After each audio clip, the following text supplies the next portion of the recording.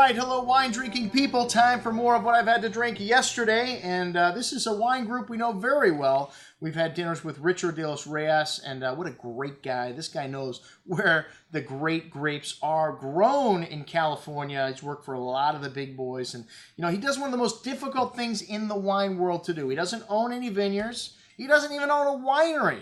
This guy makes wine at other people's wineries, buys from some of the best vineyards in California, and it's all because of the relationships that he has made over the years of working in the wine business. And like I said, we've done events with him. He's a great guy, and these wines are fabulous. Some of the greatest values you will find in their respective categories coming from California today. The first wine, Civello, which I call this a train wreck blend because it's got Chardonnay, Pinot Grigio, Gewürztraminer, and a host of other white varietals, and I can't name them all. But man, for some reason it works. It's got a nice kind of succulent white peach and hibiscus flower note to the nose, a nice spice, and really nice balance here in the wine, both in the nose and on the palate. It's got some residual sugar here probably. It's rich and fruity, but it has got nice freshness, a light honeyed character to it. Those floral notes shown on the finish, and really well done for a train wreck white. Very good juice at $12. What a great little value. It's also in a screw cap, like the Riddler here.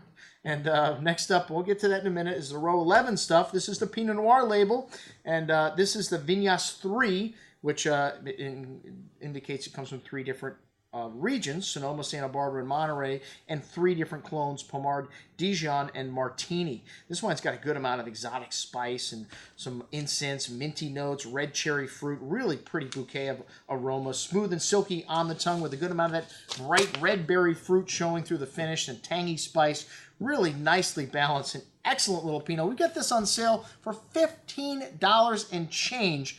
One of the best Pinots that I've had this year from California, under $20. All right, the Russian River Pinot up next. This is your typical Russian River Pinot. It's got that cherry pie kind of fruit to it, cola spice, some light smoky notes, bacon fat. The fruit from this wine's from the Dutton Sanchetti vineyard, specifically row 11. Because that's what he said he wanted when these guys offered to sell him fruit, and that's how the winery name came about. This wine's got a lovely wild strawberry and cherry liqueur-like fruit showing through on the palate as well. Really lovely, silky, smooth, velvety texture. The good hand of that brown spice and cola showing, along with some pretty floral notes to the finish. Excellent juice at $27. Wow.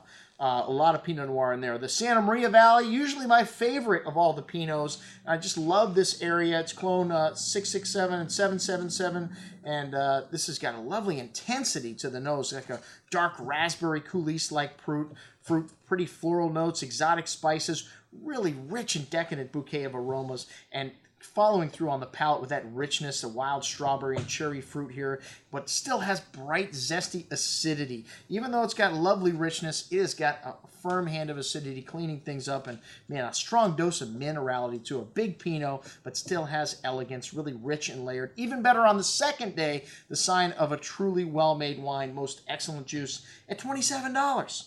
All right, the Stratton Lumis Riddler up next. This is Richard de los Reyes' other label he's got, Stratton Lumis, which he uses for varietals other than Pinot Noir. And this Riddler is just that. It's a riddle, man. It's a blend of like 7 different varietals: Charbonneau, Petit Syrah, Zinfandel, Cabernet Sauvignon, and a half dozen others. We actually picked them all out the night we had dinner at Cafe Max.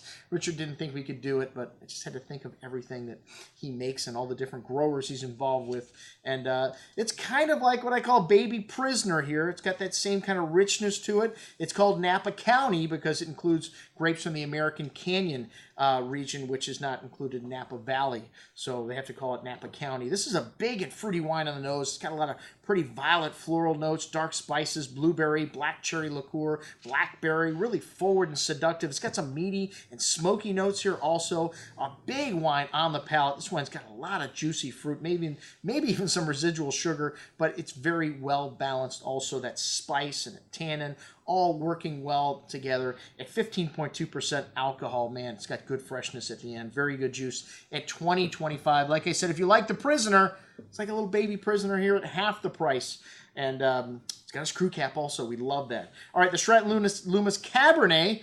At 27 bucks, one of the best values you'll find from Napa Valley. It's a blend of Oakville and Rutherford fruit. It's got a lovely cassis and currant berry, black cherry fruit to it. Got some of that Rutherford dust. You get that fresh, loamy, earthy nuance and some tobacco spice and black pepper notes. Like I said, really nice complexity here for wine at under $30. A good amount of that dark cherry and currant berry fruit shown through on the finish here with that dried tobacco spice and a bit of that pepperiness. And 2010, a classic vintage for Napa. Even little wines like this that are under 30 bucks, this wine will last 8-10 years easily in your cellar. Excellent juice. $27. Wow.